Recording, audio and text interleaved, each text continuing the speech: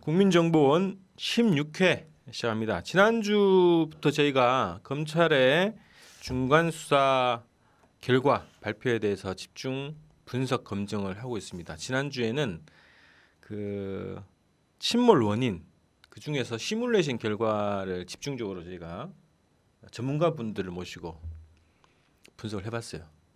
그리고 지난주 화요일에 저희가 대검찰청 으로 공문을 보냈습니다. 저희가 대변인실로 전화를 했어요. 했더니 그 필요한 요구되는 자료가 있으면 공문을 보내라 해서 제가 지난주 화요일에 공문을 보냈는데 일주일 내내 연락이 없어서 다시 한번 전화를 드렸더니 담당자가 드디어 이제 통화가 됐는데 그 담당자가 대변인실 담당자였고요. 대변인실 담당자가 하시는 얘기가 이 사건의 담당자는 형사부가 맡고 있다.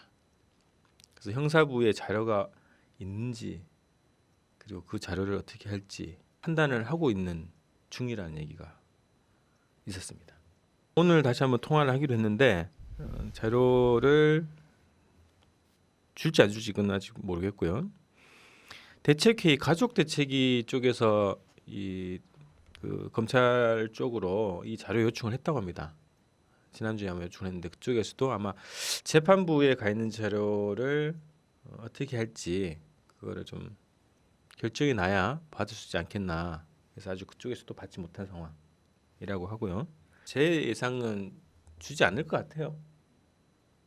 아 근데 시뮬레이션 보고를 했을 건데 보고서를 올렸을 건데 그렇죠. 그게 없죠 그게? 아니 있겠죠. 있겠죠. 예, 지난번에 저희가 그 서울대 그 연구소 김용환 교수님. 네, 김영 교수님하고 통화를 했고 그래서 검찰에 넘겼으니까 검찰에 물어봐라 이런 거고 네. 해양플랜트 연구소에서도 마찬가지로 보고서를 자기들이 용역 받아서 이제 해서 넘겼으니까 그쪽을 문의를 해야 된다는 얘기를 했으니까 네, 네. 결과치는 있는 거고 그거를 대검이 갖고 있는데 그거를 줄지 말지 판단하고 있는 상황인 것 같아요. 네. 제 얘기는 생각은 그래서 근데 아마도 주지 않을 것 같은 예감이 듭니다만 어쨌든 계속 요구를 해보겠습니다. 자, 그다음에 뭐 몇 가지 소식 있었죠. 국정감사가 있었고요. 국정감사가 지난 17일 날 농림해양수산위원회 국정감사에서 그 경비정 1, 2, 3 경비정 김경일 정장 출석했고요. 강원식 1등 항해사 그리고 김영호 2등 항해사 그리고 국정원 요원으로 의심을 받고 있는 신정훈 견습 1등 항해사 이렇게 제 증인이 출석을 했습니다. 그리고 세월호 선장 이순석 선장은 끝내 출석 안 했죠. 국정감사에서 나왔던 발언 소개를 좀 하고 넘어가야 되겠습니다. 자, 1, 2, 3 경비정 정장은 경황이 없었다. 퇴선 명령을 내리지 않은 이유에 대해서 경황이 없었다는 얘기를 하고 있어요. 그리고 목포 해경청장은 계속 퇴선 명령을 내리라고 계속 그죠? 소리를 치든 뭐 하라고 요구를 했죠. 명령을 내렸는데 현장에서는 지시를 안 했는데 그 이유가 이 사람은 경황이 없었다 이런 얘기를 합니다. 그리고 자신이 잠수 교육도 제대로 받지 않은 일반 직원이다. 이해가 잘 안 되지만 그런 발언을 했어요. 자, 그리고 자, 이 새누리당 의원도 이런 문제 질문을 했어요. 창원 안에서 구조 요청하는 것을 못 봤냐? 좀 더 적극적으로 구조를 했어야 되지 않냐? 이제 이런 질문을 하니까 저와 승조원들이 본 인원은 다 구조했고 보지 못했기 때문에 구조를 못했다. 승조원 13명은 당시 상황으로 봐서는 최선의 노력을 다했다고 생각한다. 이런 얘기를 했어요. 동영상을 저희 뭐 여러분들 다 보셨겠지만 그 현장에 보면은 신정훈 씨가 그 1, 2, 3정 위에서 지시하는 손가락을 가리키는 모습까지 다 나왔죠. 자, 또 하나는 선내 진입 시도하지 않은 거에 대해서 또 이 사람은 잠수 장비도 없고 일반 직원이고 경황도 없었다. 그리고 배의 기울기도 심하고 조류가 밀려와서 안전이 확보가 안 돼서 지시를 못한 것 같다. 뭐 이런 얘기를 했다고 하네요. 자, 그리고 여기에 출석했던 그 1등 항해사는 또 뭐 기억이 안 난다 이런 얘기하고 선원들 내에서 좀 증언이 바뀌고 있어요. 서로 엇갈리고 있는데 재판 과정에서도 신정훈 씨 있잖아요. 1등 항해사 견습 1등 항해사 이 사람은 선장이 퇴선 명령하는 걸 들었다 이런 얘기를 증언했죠. 여러분들 이제 검색을 한번 해보시면 이제 그 인터넷에서 검색을 하셔가지고 신정훈하고 재판 뭐 진술 이런 검색을 해보시면 검색이 잘 안 됩니다. 주로는 이제 강원시 1등 항해사가 기억이 안 난다, 혹은 못 들었다, 퇴소 명령에 대해서 듣지 못했다 이런 그 증언들이 주로 나오고요. 이 신정훈의 그 증언에 대해서는 검색이 잘 안 되는데 어쨌든 재판 중에서 선장이 퇴소 명령 내리는 걸 들었다라고 유일하게 어떻게 보면 유일하게 신정훈 씨가 그렇게 증언을 하고 있는 상황입니다. 자, 27일 날 세월호 선원에 대한 1심 재판이 끝납니다. 그래서 다음 주죠. 다음 주에 결과가 어떻게 될지 봐야 되겠는데요. 마지막 재판에서 피고인들하고 그리고 증인들이 나와서 증언들을 다 했고 동영상까지 시청을 했다고 합니다. 그래서 뭐 눈물바다가 됐다고 하는데요. 어쨌든 이 재판 결과도 좀 저희가 자세히 좀 지켜봐야 되겠습니다. 자, 두 번째 검찰의 중간 수사 발표에 대한 검증 두 번째 시간입니다. 주로는 그 구조 과정에 대한 검찰 발표에 대해서 저희가 분석 검증할 텐데요. 그 전에 관련 의혹 수사 결과 해가지고 그동안 네티즌들 그리고 국민정보원 그리고 가족대책위, 세월호 국민대책회의 이런 데서 제기했던 여러 가지 의혹들이 있습니다. 이 의혹들에 대해서 정리를 했어요. 보도자료를 통해서 정리를 했는데 요거에 대해서 저희가 먼저 한번 검증을 좀 하고 그 다음에 구조 과정에 대한 검찰 수사 발표를 또 검증을 해보도록 하겠습니다. 자, 먼저 첫 번째, 자, 관련 의혹 수사 결과에 대해서는 첫 번째 항목이 그겁니다. 방송 화면에 의하면 선체 오른쪽 바닥에 마치 움푹 파인 듯한 흔적이 보이는데 세월호가 잠수함이나 다른 선박 또는 암초 등과 충돌하여 침몰한 것은 아닌지에 대한 의혹에 대해서 수사 결과는 이렇게 얘기합니다. 전남 201호 어업지도선에서 촬영한 영상에 의하면 선체 바닥에 하얀 부분이 있으나 이는 선저 부분의 도색이 변색 또는 탈색되면서 발생한 것으로 움푹 패이거나 파공이 생긴 것은 아닌 것으로 확인됨이라고 했어요. 확인됨. 판단됨이 아니라 확인됨 이렇게 얘기했고요. 외국의 다른 선박에서도 유사 흔적이 발견되는 점에서 비추어 위 흔적은 선저 부분의 도색이 변색 또는 탈색되면서 발생한 것으로 판단되고 전문가 자문단 의견도 동일하며 세월호의 CCTV 영상에 의하더라도 충돌에 의한 흔들림은 발견되지 않아야 한다. 그 밖에 세월의 사고 당시 동영상 및 각종 사진 등을 살펴봐도 다른 물체와 충돌하였으면 인정할 만한 흔적이 발견되지 않은 바 세월호는 잠수함이나 다른 선박 또는 암초 등과의 충돌로 인하여 침몰한 것이 아님이라고 발표를 했습니다. 하나하나 해볼까요? 그러시죠. 네. 자, 여기서 첫 번째 그 선체 오른쪽 바닥에 마치 움푹 파인 듯한 흔적하고 배 바닥에 하얗게 나온 부분하고 다른 거예요. 그죠? 없죠, 그건. 다른 부분입니다. 그죠? 그 하얀 부분은 쉽게 말해서 이제 페인트 벗겨졌다, 뭐 어디 긁혀가지고 페인트 벗겨진 거다, 뭐 그런 얘기인 건데 지금 우리가 주장하고 있는 거는 우리가는 아니죠. 지금 네티즌들이 주장하고 있는 거는 예, 뭐 하얗게 그 벗겨진 그게 이제 핵심이 아니라 움푹 파인 부분이 있지 않았냐 영상에 그걸 이제 얘기한 건데 움푹 파인 부분은 없다라고 확인을 한 거네요. 그죠? 그럼 배 밑바닥을 전부 이렇게 훑어봤다는 건데요. 음. 잠수사들이 그걸 훑어봤을까요? 그 얘기가 없죠. 어떻게 확인했는지 그 과정에 대해서 얘기를 하지 않죠. 그러니까 이게 두 가지가 왜 다른 거냐면 선체 오른쪽 바닥에 움푹 파인 흔적은 그 뭐라 그러죠? 이 용골이라 그러나요? 무슨 부분이죠? 맨 앞에 배의 선수에 튀어나온 부분 네. 그 옆에 흔적이 있다는 주장들이거든요. 네티즌들의 주장들 여러 가지 의혹들의 주장이고, 배 밑바닥은 완전히 다른 겁니다. JTBC에서 처음 초기 보도에서 배 밑에 나타난 마치 밖으로 철판이 이렇게 폭발 흔적처럼 피어나온 모양의 그 하얀 부분을 얘기하는 거예요. 다른 거예요. 근데 이거를 뭉뚱그려서 도색 변색의 결과다 이렇게 주장을 하는 거죠. CCTV에서도 충돌의 뭐 흔적은 없었다라고 하는데 CCTV는 그 막판에 꺼지지 않았습니까? 그렇죠. 지금 사고 시각 3분 전인가요? 네, 직전에 꺼. 3분 전에 꺼진 걸로. 뒤에 충돌이 있었을 가능성이 있는 거 아닙니까? 사실은. 그렇죠. 네, 충돌하고 이제 배가 사고가 난 거니까. 예, 충돌을 했다면. 세월호가 2014년 2월에도 그 선박 안전 검사를 하잖아요. 그 이제 그 안전 검사를 통과를 했는데 검찰의 입장은 그 안전 검사가 이제 부실하다 이래가지고 관련자들 또 수사하고 이런 과정이 있었는데, 근데 안전 검사를 할 때 배 전면 바닥을 도색을 새로 했다고 하거든요. 그렇잖아요, 그죠? 네네, 그렇죠. 그러면 2월달에 도색을 새로 했는데 4월달에 벗겨졌다, 변색됐다. 변색됐다, 2달 만에. 네. 근데 실제로 이제 선박이 그 장시간 바닷속을 운행을 하다 보면 거기에 왜 따개비나 조개류 이런 것들이 막 달라붙게 되지 않습니까? 그러면 거기서 이제 자라나게 되잖아요. 그래서 오랫동안 이 바다를 운항했던 배들의 바닥을 보면 그런 막 따개비 조각이나 이런 것들이 있지 않습니까? 그래가지고 한 번씩 배 바닥, 배 밑면을 그렇게 한번 이제 청소를 한다고 하더라고요. 빼빠. 네, 뭐 다 이를테면 긁어내고 그렇게 긁어내고 새로 도색을 하는데 그렇게 했다는 거예요. 그거 보면. 그러니까 실제로 세월호가 배 밑바닥에 드러났는데 거기에 무슨 뭐 따개비가 있으니까 조개가 있으니까 없잖아요, 아무것도. 깨끗하죠. 그거는 이제 올해 2월달에 도색을 새로 하지 않았느냐, 실제로 세월호가. 그러니까 그 2달 만에 다 벗겨진다는 이야기인가요, 그러면? 불량 페인트를 사용한 것 같습니다. 페인트가 그 불량이다. 부분만. 예.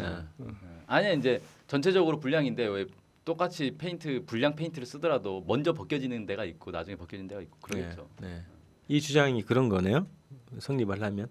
그러거나 아니면 이제 2월에서 4월 사이에 뭐 가다가 어디 이제 긁혔거나 군산 앞바다에서 그렇지. 네. 또 모르고 어디에서 뭐 돌고래나 뭐 참치하고 부딪혔거나 뭐 추정은 해볼 수 있겠네요. 근데 흔히 그 배 바닥이 그 부식이 잘 되는 부분이에요. 바닷물 자체가 그렇죠. 상당히 염분을 가지고 있고, 그래서 그 부식 반응이 잘 일어날 수 있는 조건을 가지고 있기 때문에 배 바닥에 대한 도색이나 이런 것들은 조선 업계나 이런 데서 상당히 중시하고 있지 않습니까? 왜냐하면 선박의 수명을 계속적으로 이어가기 위해서는 상당히 중요한 과정이기 때문에. 그래서 저는 2월달에 도색을 새로 했다고 보거든요. 그리고 배바닥의 도색은 저희가 일반적으로 그 자동차 도색을 하듯이 그런 식으로 도색을 한다고는 생각이 들지 않고 그 상황에 맞게끔 선박용 도료를 가지고 이 이른바 페인트 칠을 할 것 같은데, 근데 그게 그냥 벗겨진 거다 그러면 납득이 안 가잖아요. 저는. 페인트 납품업자를 일단 수사를 해야 될 것 같은데. 한 2개월 만에 지금 그렇게 됐다는 얘기인데, 네. 그죠? 그 특별하게 외부에서 어떤 그 최소한 뭐 그런 과정은 있을 수 있죠. 그 군산 앞바다에 일정하게 뭐 스크래치가 생겨서 그렇게 생길 가능성이 있다. 이렇게 주장을 하면 그나마 좀 납득이 갈 수 있는데 그게 아니라 도색 변색을 얘기해 버리니까 이게 뭔가 비어지게 되죠. 그리고 보시면 뱃머리의 그 용골 부위에 보면은 이제 용골 부위에 스크래치 자국이 있어요. 그 용골 부위의 스크래치 자국을 또 이제 많은 분들이 어떻게 설명하시냐면 항구에 접안을 할 때, 항구에 접안을 할 때 부두와 이렇게 마찰을 일으켜서 네네. 그러면 그 부분은 이제 페인트 칠이 벗겨질 수가 있죠. 실제로 부두와 마찰할 수 있으니까. 그런데 그 배 바닥에 그러니까 보시면 용골 부위에 스크래치가 난 부분을 보면은 빨간 이런 이제 쉽게 말해가지고 쇠가 녹슨 듯한 그런 흔적을 보실 수가 있어요. 실제로. 네. 그럼 그거는 이전에, 그러니까 4월 16일 이전에 이미 뭐 이제 제주항이나 인천항에 접안하는 과정에서 부두에 콘크리트와 부딪혀가지고 도료가 벗겨졌고, 그게 벗겨진 게 이제 한두 달 지나다 보니까 녹이 슬었다. 이거는 이해가 되는데 그러면은 배 오른쪽 바닥에는 그렇게 다 벗겨져가지고 빨갛게 된 것도 아니고 그냥 파란색이 벗겨져가지고 하얀색 페인트가 나타났다. 이거는 좀 이해가 안 되지 않습니까? 그러니까 저희가 뭐 사진을 보여드릴 텐데 부위가 달라요. 부위 다르죠, 예. 배 앞부분하고 부위도 다르고, 그죠? 예. 배가 거의 반쯤 침몰됐을 때 배 바닥에 드러난 하얀 부분하고 다른 거거든요. 네, 네. 근데 이걸 뭉뚱그렸단 말이에요 지금. 그래도 변색됐다 이런. 그래서 이제 제가 드리는 말씀은 이전에 스크래치라든지 어떤 마찰에 의해서 그냥 벗겨진 것이라면 빨갛게 녹이 슬었지 않았겠냐. 근데 어떻게 하얗게 되냐 그게. 이상하잖아요, 그죠? 자, 그래서 요 충돌설, 외부 충돌설에 대해서 이렇게 깔끔하게 정리를 했어요. 검찰은 깔끔하게 정리한 게 아니라 깔끔하게 덮은 거죠. 네, 그냥. 깔끔하게 혐의 없다. 흰색이 왜 나타났을까요, 근데 진짜?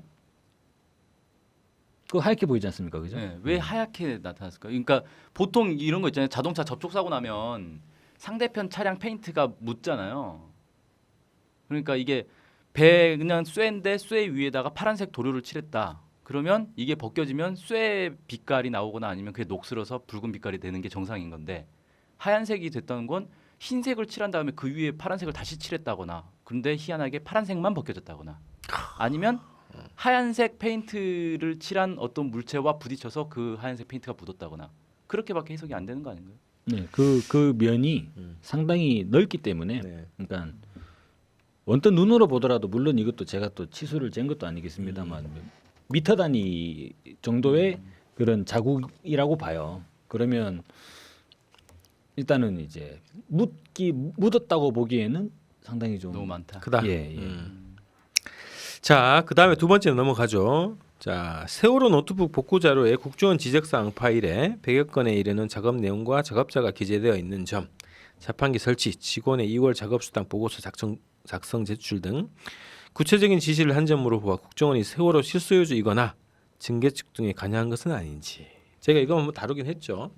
99개 항목 중에 실제 국정원이 지적한 항목은 9개에 불과하고 그 또한 세월호 보안 측정에 대비한 선박의 테러, 피랍 관련 내용인 점 등을 종합하면 국정원은 국가정보원법, 보안 업무 규정 등 관련 법령에 근거한 국가보호장비 지정 업무를 수행한 것일 뿐임이라고 딱 정리해 주셨어요. 근데 왜 9개에 불과하다고 얘기를 하죠, 이 사람들이? 그건 실제 논리를 맞추면 이렇게 결과론적으로 보면 이렇게 되는 거죠. 99개에 달하는 이제 수많은 지적 사항 가운데 실제로 이 배의 보안이나 테러 대비와 연관되는 것들을 추려보면 9개 정도는 나올 것 같아요. 그렇죠. 이를테면 이제 배의 위험이라든지 어떤 익명의 테러리스트가 뭐 그건 주로 이제 미국 영화에 주로 나오는 거지 않습니까? 테러를 할 때를 대비한다고 하면 뭐 그런 지적을 할 수 있는 그렇게 본다면 실제로 이렇게 되는 거죠. 이거는 문서 작성자의 잘못이다라고 주장을 하는 것 같아요. 검찰에서는.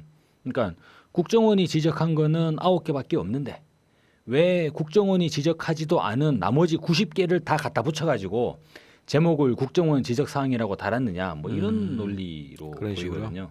근데 왜 그 사람은 진짜 9개밖에 없는 국정원 지시사항을 99개라고 뻥튀기를 했을까요? 이를테면 이게 생각을 해보세요. 엄청나게 일이 커지는 거거든요. 예를 들면 사장님 지시사항이 9개가 있는데 나머지 뭐 과장님 대리가 지시한 90개랑 다 합쳐가지고 99개를 사장님 지시사항으로 만들어버리면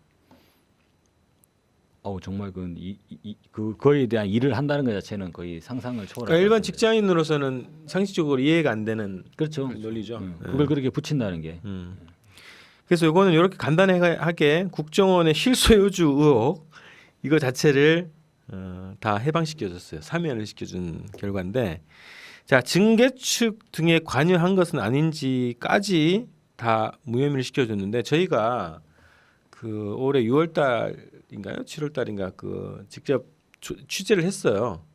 이 과정에 대해서 청해진 직원 중에 국정원과 이제 업무 협의를 하는 그런 담당 직원이 있고 이 담당 직원과 청해진 측의 증언에 따르면 세월호를 도입할 때부터 국정원이 계속 관여를 했다는 거고요. 까다롭게 아주 깐깐하게 했다는 거예요. 그리고 징계 측 과정에까지 국정원이 전 과정을 다 체크를 하고 관여를 했다는 거거든요. 그래서 이 지적 사항이 나올 수 있을 정도로 깐깐하게 이 사람들이 국정원이 관여를 했다는 겁니다. 그래서 이 혐의를 무혐의로 지금 시켜주면 안 되는 겁니다. 징계 측 등에 직접 관여를 했고 도입 때부터 징계 측뿐만 아니라 도입 때부터 국정원이 직접 관할을 했고 관여를 했다. 이것이 제 취재 내용입니다. 그럼 검찰은 기본적으로 쌍방의 의견을 청취한 것도 아니고 국정원만의 의견만을 듣고 그렇죠. 거기에 의거해서 이제 수사를 결론을 내버리는 거군요. 네. 국정원이 요구대로 결론을 내줬죠.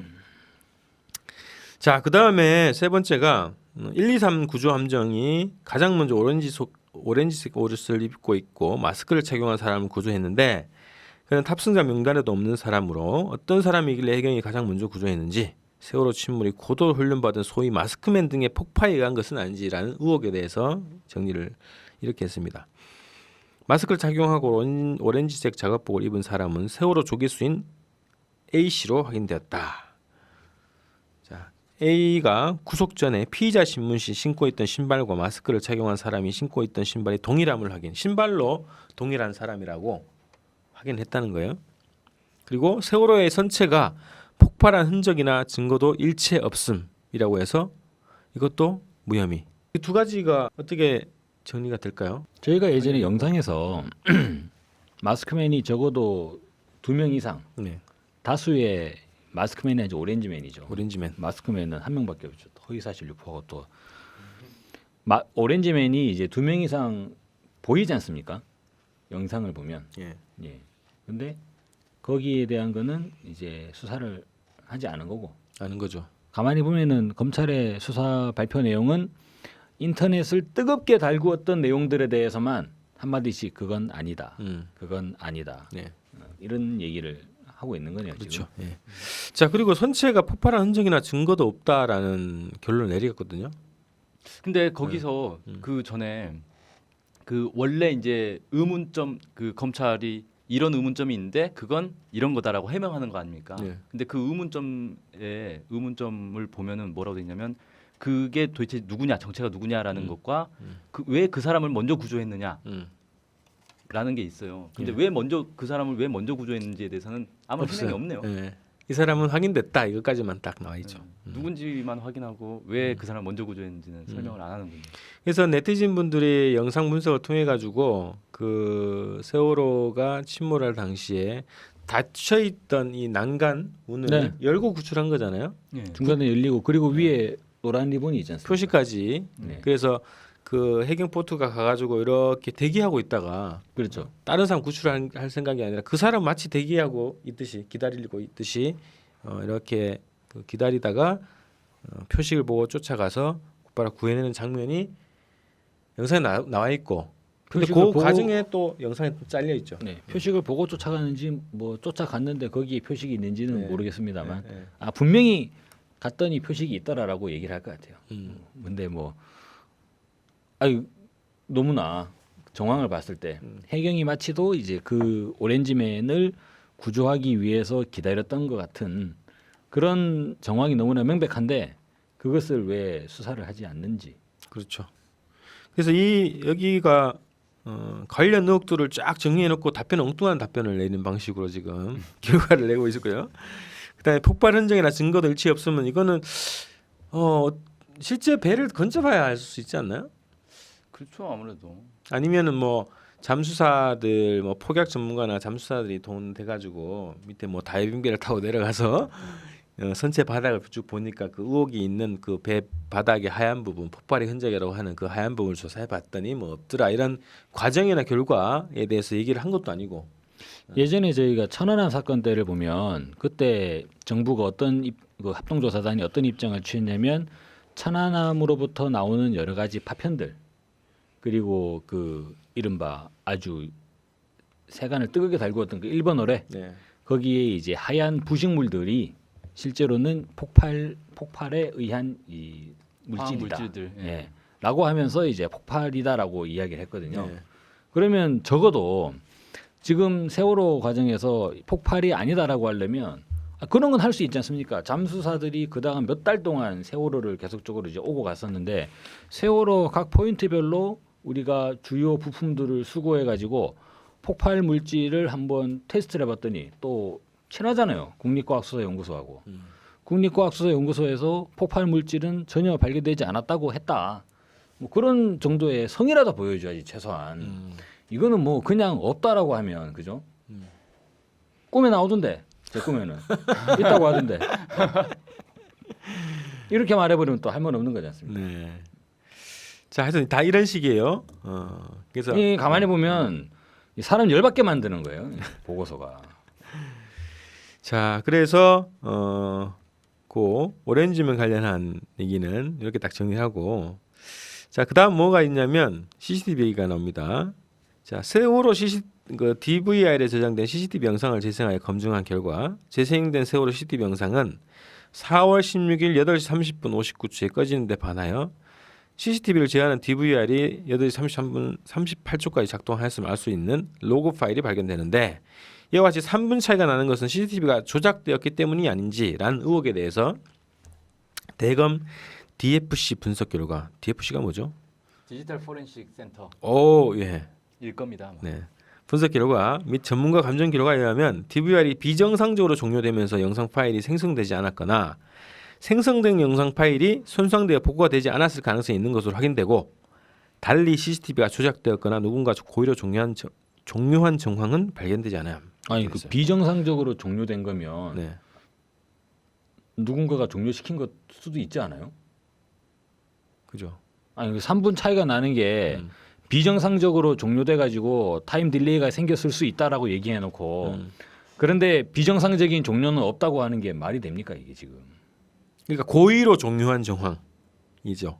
비정상적인 종료는 고의로 종료된 게 아니다.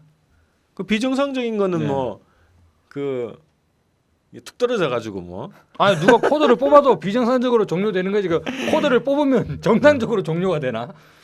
그러니까 고의로 그러니까 누가 네. 목적을 가지고 아니 그걸 어떻게 아냐는 거죠. 들어가 봤어? 예. 비정상이라는 것 자체가 고의로 하면 비정상으로 나올 수 있는 건데 비정상이지만 고의는 아니 아니다. 실제로 그 데스크탑 고의로 뽑아 보세요 한번 전원을. 푹 꺼지지 그냥 이상하게 꺼지지. 네. 비정상적으로 그냥 윈도우를 종료합니다. 뭐 안 나오잖아요. 그냥 푹 꺼지는 거지. 납득이 안 돼 납득이. 그죠. 일단 저희가 저번에 이제 CCTV 분석할 때는 CCTV를 먼저 끄고 그다음에 DVR을 종료했다 이런 거잖아요. 그죠. 그런데 하여튼 비정상적으로 종료했다는 건 인정을 했어요. 근데 고의는 아니다. 커다란 인정이네. 예. 고의는 아니다 이렇게 얘기했어요. 거의 그런 것 같습니다. 술은 마셨으나 음주운전은 아니다. 거의. 아, 이 이명박 정부 때부터 나타났던 거의 유행어 논리죠, 같아요. 논리. 예. 자, 세월호 CCTV 영상이 꺼지는 시각이 세월호 사고 발생 시각인 8시 48분경보다 18분 가량 빠른 점에 비추어 누가 사고 발생 전에 고의로 CCTV 작동을 정지시킨 것은 아닌지라는 의혹에 대해서 자, 세월호 인천항 출항 시각은 4월 15일 8시 42분 10초에 반하여 인천항 CCTV에 표시된 인천항 출항 시각은 10월 15일 20시 59분 42초로 확인되는 바 세월호 CCTV 영상에 표시된 시각이 실제 시각보다 18분가량 빠른 것일 뿐 사고 발생 전에 고의로 CCTV 작동을 정지시킨 것은 아니다. 여기 정리했네요.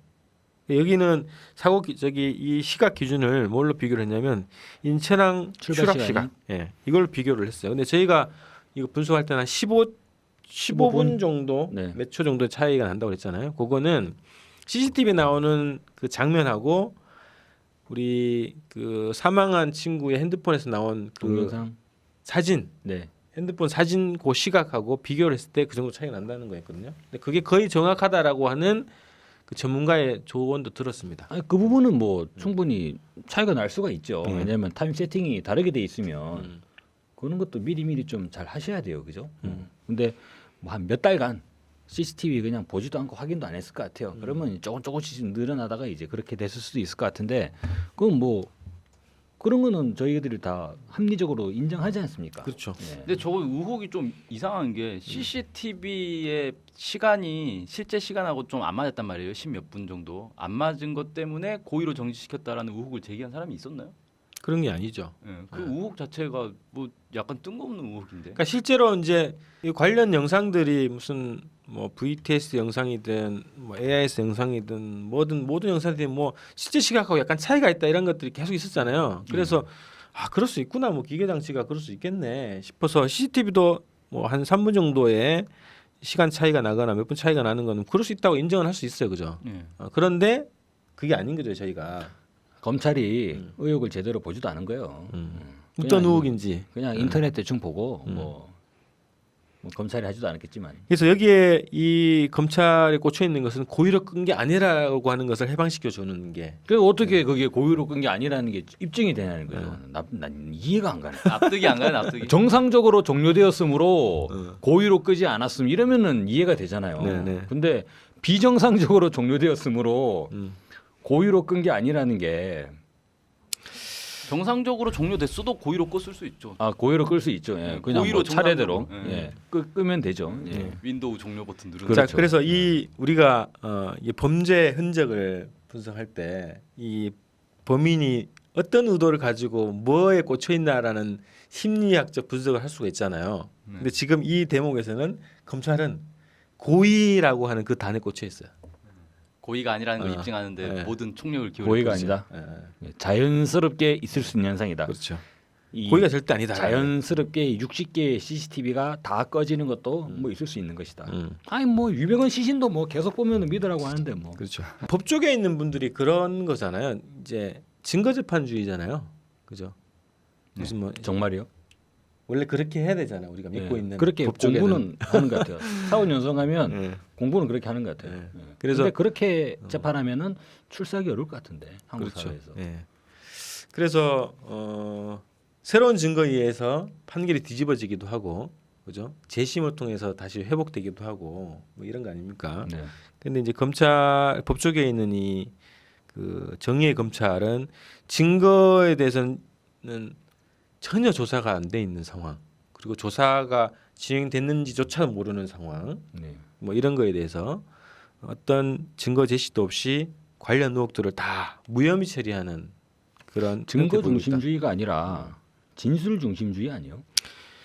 아니, 진술을 누구한테 받았다는 것도 아니, 없어요. 사실 뭐 수많은 뭐 이를테면 이제 시국 사건들이나 이런 걸 보면 언제나 다 100% 진술에 의해서 모든 게 다 증거 없지 않습니까?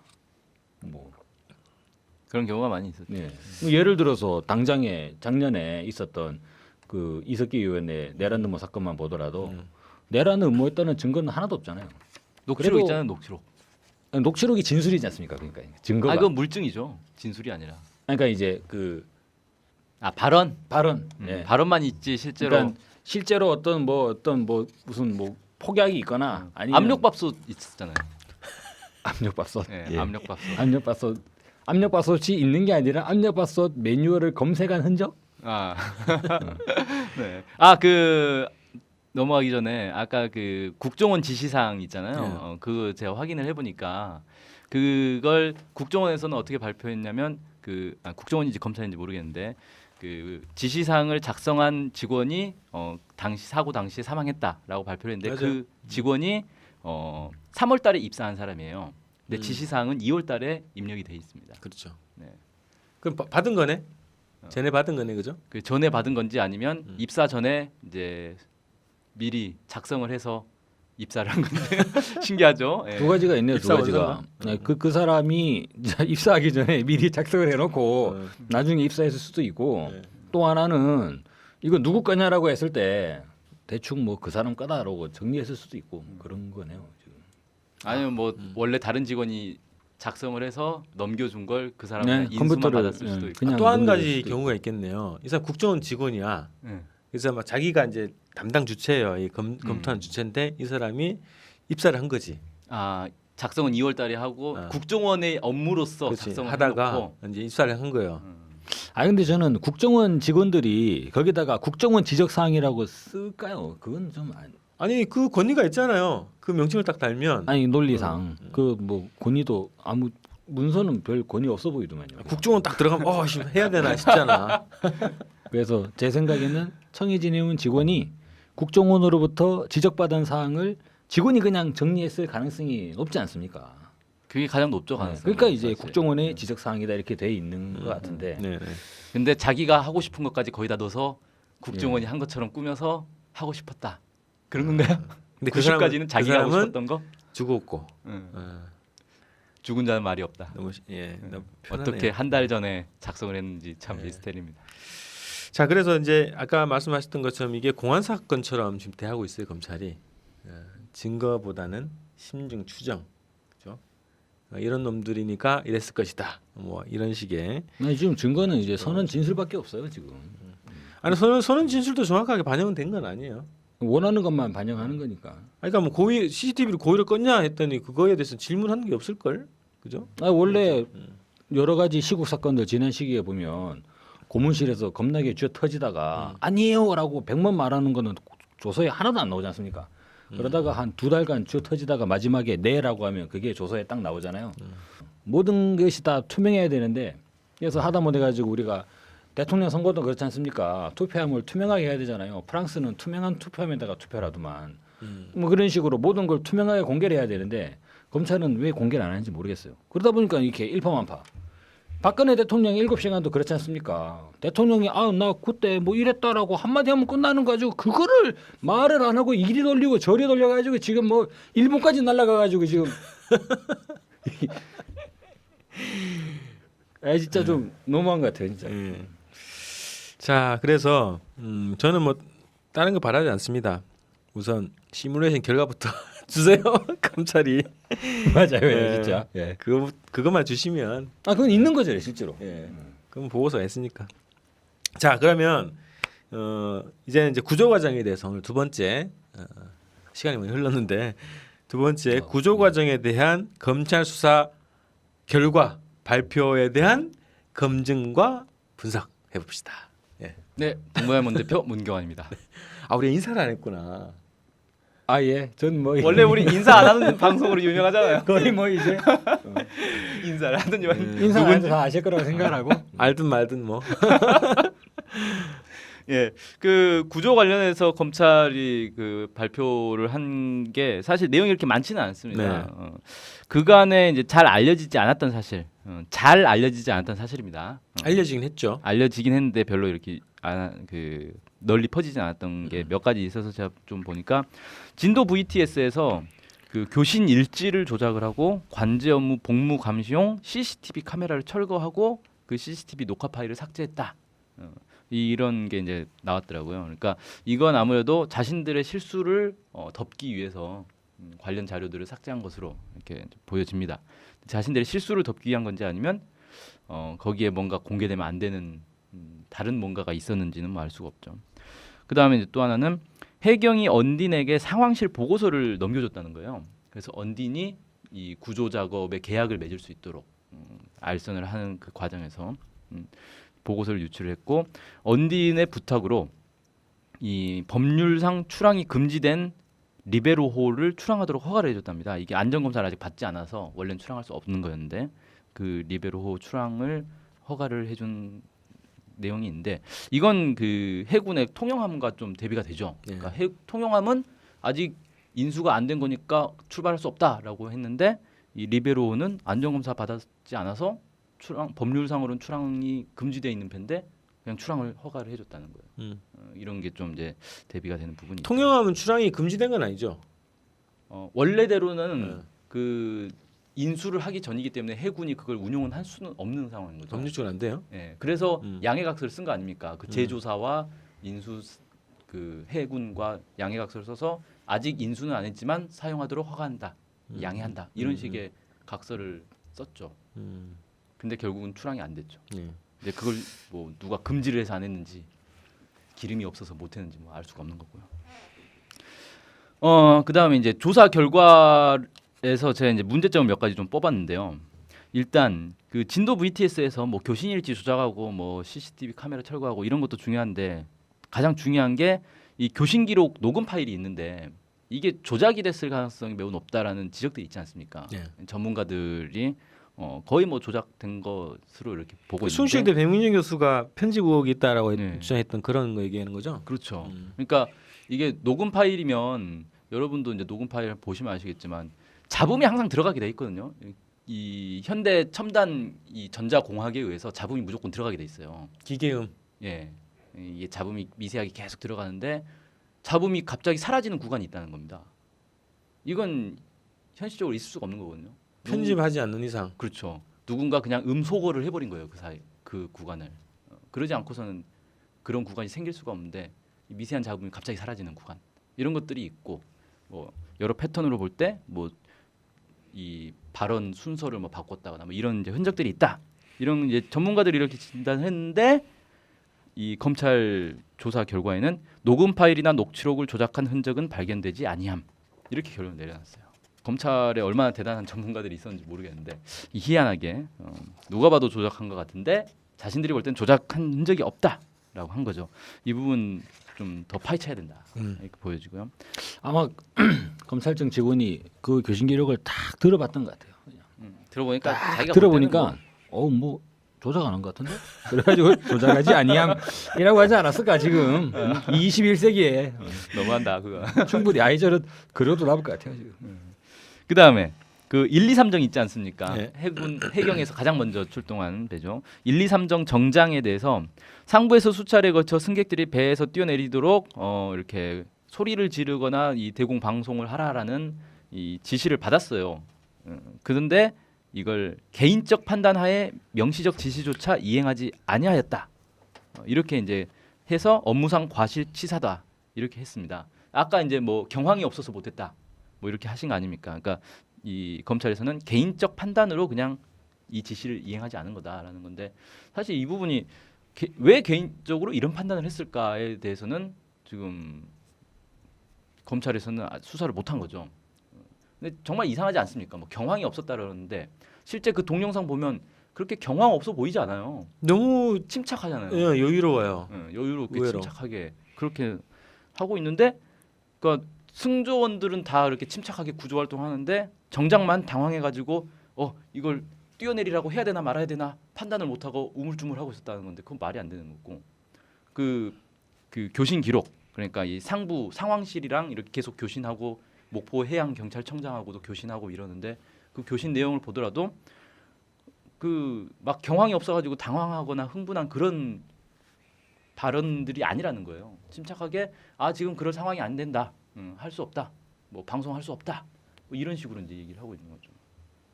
그래서 이 뭔가 의도적으로 방송을 안 한 것으로밖에 볼 수 없는 그런 이제 정황이 있는데 거기에 대해서는 아무런 이제 판단을 하지 않고 그냥 정장이 그냥 개인적으로 실수한 거다. 이렇게만 그냥 돌리고 그렇죠. 있다는 개인 거죠. 판단으로 지금 다 몰고 있고 국감에서도 그렇게 발언을 하거든요. 네. 국감에서도 이제 증언을 하면서 이 정장이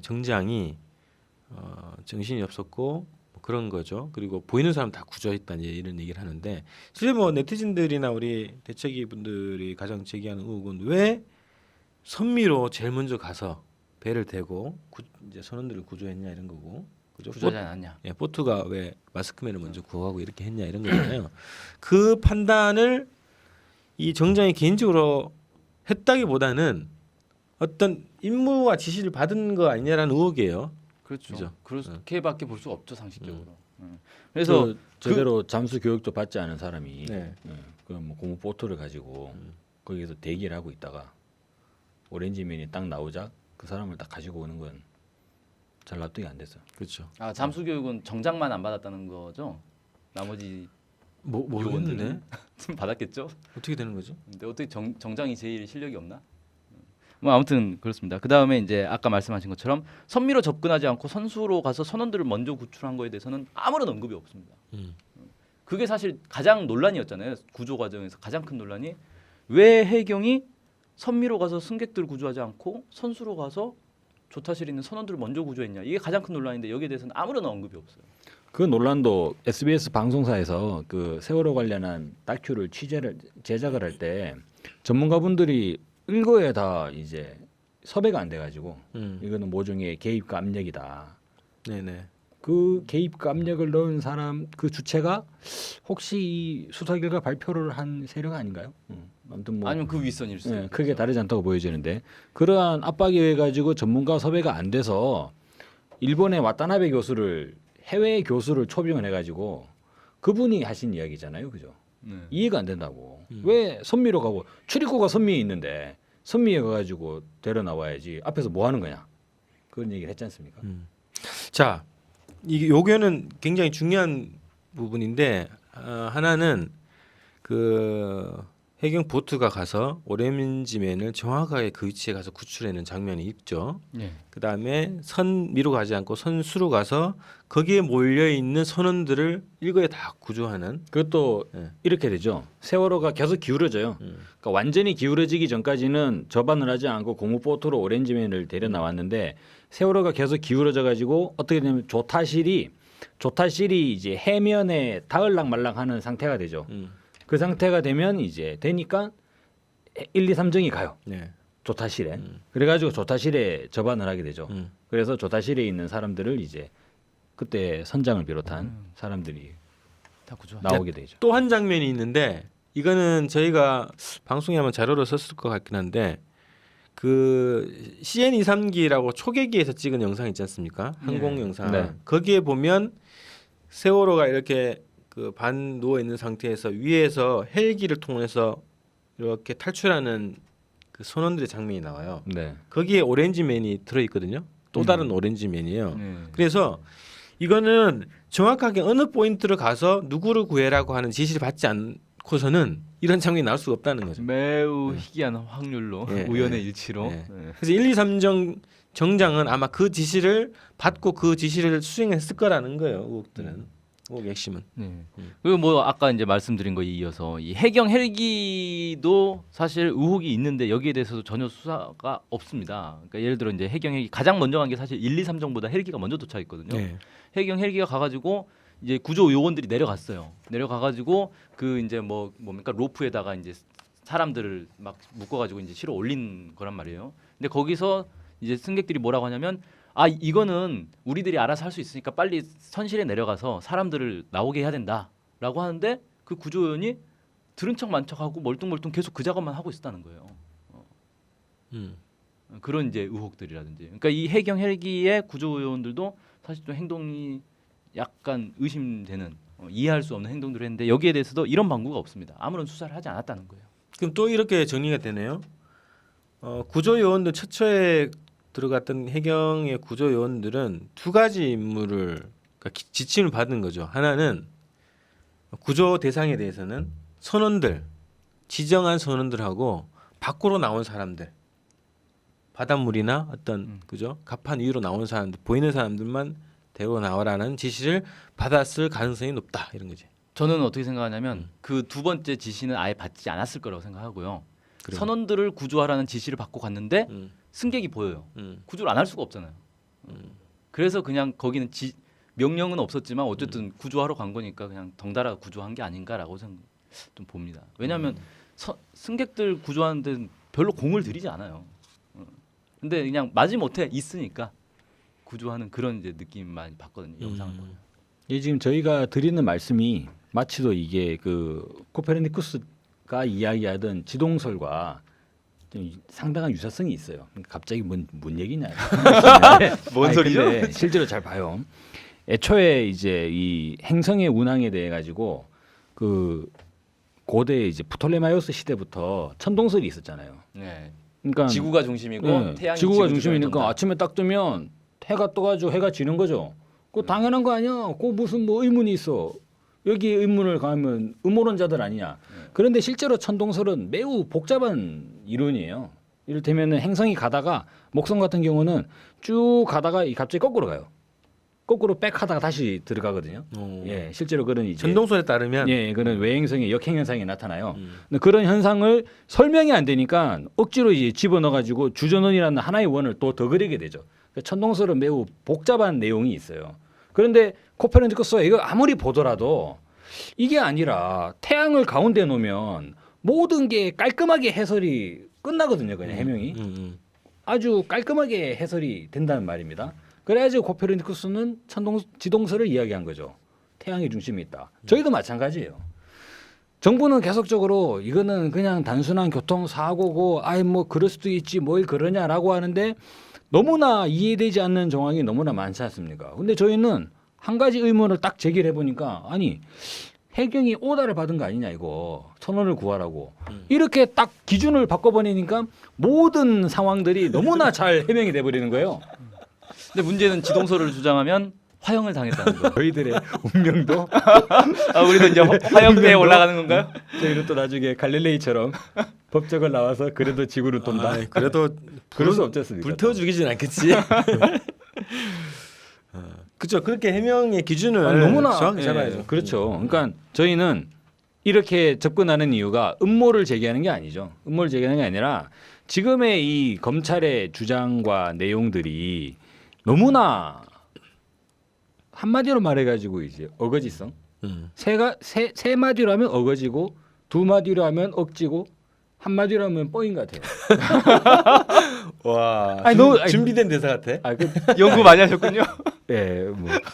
아니 그런데 실제로 이거를 발상의 전환, 그죠? 아니 해경이 저렇게 움직이는 데에는 뭔가 이유가 있는 거 아닌가라고 한 가지 문제를 딱 들이대면 뭐냐면 선원 구출 그거를 딱 들이대면 모든 게 다 정리가 된다는 거예요. 근데 그런 면에서 저희들은 그런 방향의 수사를 해야 된다는 거죠. 근데 코페르니쿠스도 그렇게 얘기했지 않겠습니까? 지구가 도는 걸로 하면은 정말 깔끔하게 해명이 되는데 이 방면으로 연구를 하자라고 했는데 그 연구 하자고 말했다가 어떻게 됐어요? 작살 났지 않습니까? 근데 지금 검찰이 하는 얘기들을 보면 선원을 더 조사하고 세월호의 진실을 파자라고 얘기하는 사람들을 작살내고 있어요. 종교재판 같죠 아주. 네. 이제 침몰 원인은 지난주에 의혹을 제기한 거고 계속 얘기했지만 여러 가지 의혹들에 대해서 실질적인 조사가 안 됐고 검찰이 했다라고 하는 조사 자체가 근거를 보여달라 저희가 요청을 드린 거고요. 두 번째는 구조 과정에 대한 그 검증이거든요. 그래서 구조 과정에 대해서는 지금 검찰이 하는 얘기를 보면 아까 말씀하셨던 것처럼 안 맞아요 이게 이해가 안 된다는 말이죠. 논리적으로도 상식적으로도 논리적으로도 이해가 안 되는 건데 발상을 확 바꿔가지고 관점의 기준을 명령을 받아서 한 것일 가능성이 높은데 그 방향에서 뭐 조사를 다시 하자. 해볼 수 있잖아요. 그렇다는 거죠. 게 아니라 저희들 얘기는 그런 방향으로 조사를 해볼 수 있지 않느냐는 건데 예. 뭐 하나님 말씀이 계셨나? 원래 천동설은 그거 있지 않습니까? 성경 성경 말씀과 다르기 때문에 안 되는 거잖아요. 이건 뭐 어디 지시사항이 있나? 자 그래서 지금 그 인물 중에 그 세월호 선원이면서 1, 2, 3정이 구조하는 과정에 직접 1, 2, 3정에 올라타서 배 선수로 가서 선원들을 구출하는 과정 그리고 1, 2, 3정으로 보트가 이렇게 접안하는 그 저기 마스크맨을 싣고 이렇게 올라오는 과정 곳곳에서 발견되는 인물이 신정훈이라는 인물이에요. 계속 전화를 하던 인물. 계속 나와요. 그렇죠. 네. 그래서 그 의혹을 제기하는 거예요. 현장에서 현장 지휘는 국정원 요원으로 추정되는 신정훈 씨가 직접 한 거 아니냐, 그죠? 그런 의혹도 제기되는 거거든요. 하필이면 또 전날 입사한 견습 항해사가 네. 뭐 계속 또 돌아다녔 또. 제일 많이 설치를 전화 타고도 하더라고요. 네. 아주 자주 하요. 그래서 그런 의혹들이 있는 거죠. 그래서 직접 국정원의 오다를 받고 그 오다를 1, 2, 3정 정장이 받게 만드는 과정 현장에서 이런 과정이 있지 않겠냐라는 의혹을 그동안 제기된 의혹들이 그런 내용이 핵심이라는 거예요. 그래서 이런 식의 조사 방향을 잡고 해야 된다는 거죠. 더 진행을 하죠.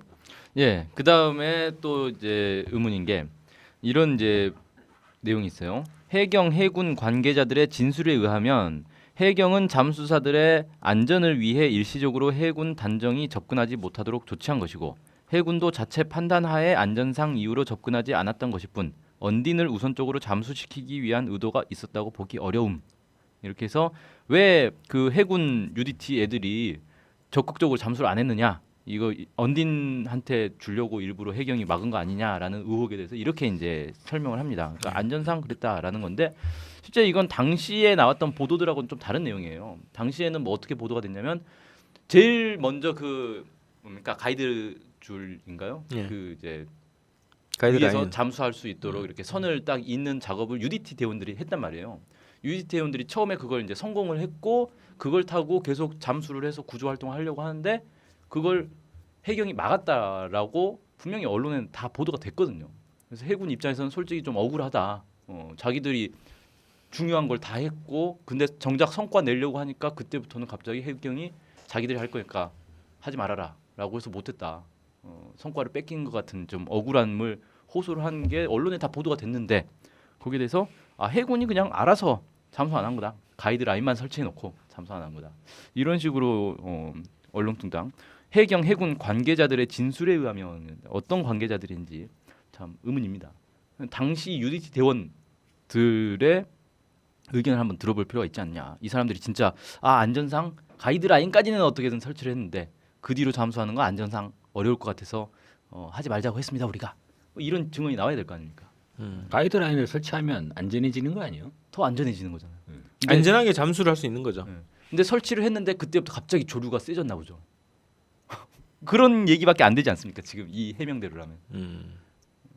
그러니까 두 가지 단계예요. 처음에는 배가 침몰할 당시에 어선들이 막 달려갔잖아요, 구조하러. 네. 그것도 통제를 했고 해군이. 통제했죠. 그다음에 실제 잠수 과정에서도 통제를 해경했다는 거예요, 지금. 그것과 함께 민간 잠수사들도 마찬가지로 통제를 했잖아요. 네. 민간 잠수사들이 대거 가가지고 하려고 하는데 뭐 바지선도 준비 안 해주고 거기 갔는데 잠수 못하게 다 막고 그래서 잠수부들이 그 위에서 그냥 멍하니 계속 있었다는 거예요. 몇 시간을 잠수를 못해가지고 준비 다 해놓고 갖춰놓고 뭐 그런 이제 일들이 있었는데 여기에 대해서도 뭐라고 설명하냐면 해경이 언딘을 우선적으로 잠수시키기 위해 민간 잠수사의 투입을 막았다고 보기는 어려움. 이렇게 그냥 결론을 내립니다. 그 저희도 이제 증언을 저희도 들었는데 그 맹골수도가 사고가 좀 잦은 지역인가 봐요. 거의 뭐 이제 물살이 워낙 세니까. 네, 그래서 그 사고가 자주 나니까 그 진도 팽목항 인근에 있는 뭐 잠수사 출신들, 뭐 UDT 출신 이런 분들이 자치 조직으로 그 구조단을 만들었다는 거예요. 한 20-30년 됐대요. 운영을 해가지고 사고가 날 때 항상 막 가가지고 투입돼가지고 구조를 했나 그러는 거거든요. 그러니까 이분들이 가서 구조를 하려고 할 때 그것도 막혔다는 거예요. 그 지역의 물살을 가장 잘 알고 물의 성질, 그 사고 구조 과정을 20-30년 동안 경험도 제일 많고. 경험을 해오셨던 분들까지 막았다는 것은 대단한 의혹이죠. 마지막으로 이제 제가 제기하고 싶은 건 해군 활동에 대해서는 왜 아무런 수사를 하지 않았는가. 해군들이 실제 구조를 엄청나게 했다고 보도는 했는데 실제 그런 구조 활동을 했다라는 이 물증이 전혀 없지 않습니까? 네. 사진도 없고 증언도 없고 해군들 구조 활동하는 걸 본 사람이 없어요. 네. 해군도 진술만이군요. 예. 근데 여기에 대해서는 아무런 수사가 없고 가장 핵심인 통영함. 도대체 왜 통영함은 2번이나 출항 지시를 받고도 출항을 하지 않았는가에 대해서도 네. 아무런 수사를 하지 않았습니다. 언급조차 없어요.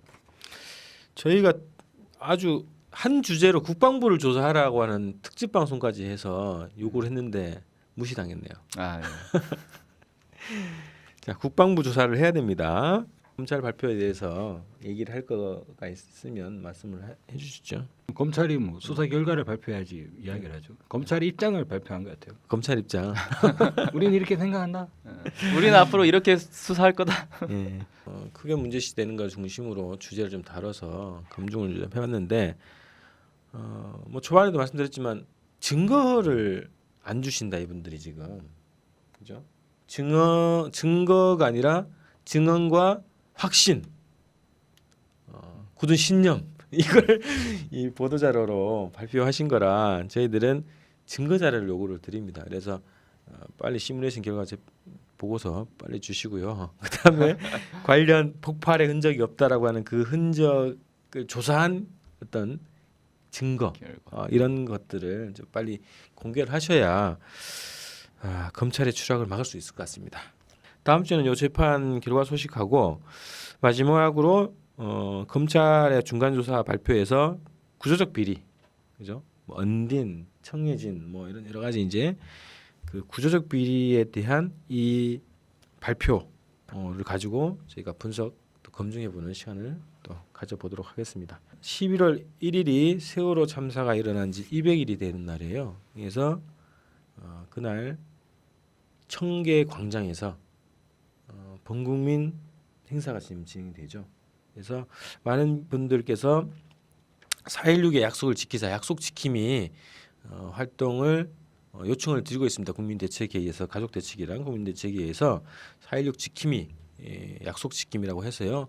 이 200일 되는 날을 적극적으로 홍보하고 많은 분들을 동참할 수 있도록 그 역할을 하는 지킴이가 되자라는 제안을 하고 있습니다. 그래서 지킴이 많이 참여를 해주시고 11월 1일 청계광성에 진행되는 그 세월호 참사 200일 범국민 대회에 많은 분들의 참석 좀 부탁드리겠습니다. 전국에서 다 모여야겠네요. 200일이면 중요한 날이니까. 모이죠. 예. 저희도 지금 그 200일을 맞이해서 좀 모종의 작업을 하나 하고 있습니다. 예예예. 그거 좀 얘기를 해주시죠. 그 세월호 진실 두 번째. 예. 이게 첫 번째죠. 이게 첫 번째인데요. 어떻게 잘 많이 안 잡힐 팔렸나요? 것 같아요. 그럼요. 어, 아주 그냥 막 베스트셀러? 죽여줘요. 그냥. 인문사의 과학. 그 일본에도 출판이 되죠 곧. 네, 해외 번역 출판까지도 어. 계약이 되고 있는. 네. 근데 이게 2권을 저희가 지금 이제 열심히 편집을 하고 있습니다. 네. 그죠? 2권에는 그 저희 국민정보원 방송 내용이 들어갑니다. 아. 그래서 네. 우리 권 대표님과 문 대표님과 함께 같이 한번 좀 세월호의 진실을 추적을 해보고 세월호의 못다한 우리 이야기들을 담았습니다. 네. 언제 나옵니까? 11월 1일 200일 전에 한번 내보자. 이러한 좀 기획 속에서 그 행사장에서 사볼 수 있게끔. 예 하겠다는 한번 거죠? 예 행사장에 한번 들고 음. 참여하도록 하겠습니다. 예. 자, 세월호의 진실 2권 여러분들도 많이 또 구매를 해주시고요. 많이 홍보를 해주시기 바랍니다. 자, 이렇게 해서 오늘 국민정보원 16회 방송 마치고 저희들 또 다음 주에 뵙도록 하겠습니다. 수고하셨습니다. 고맙습니다. 감사합니다. 네.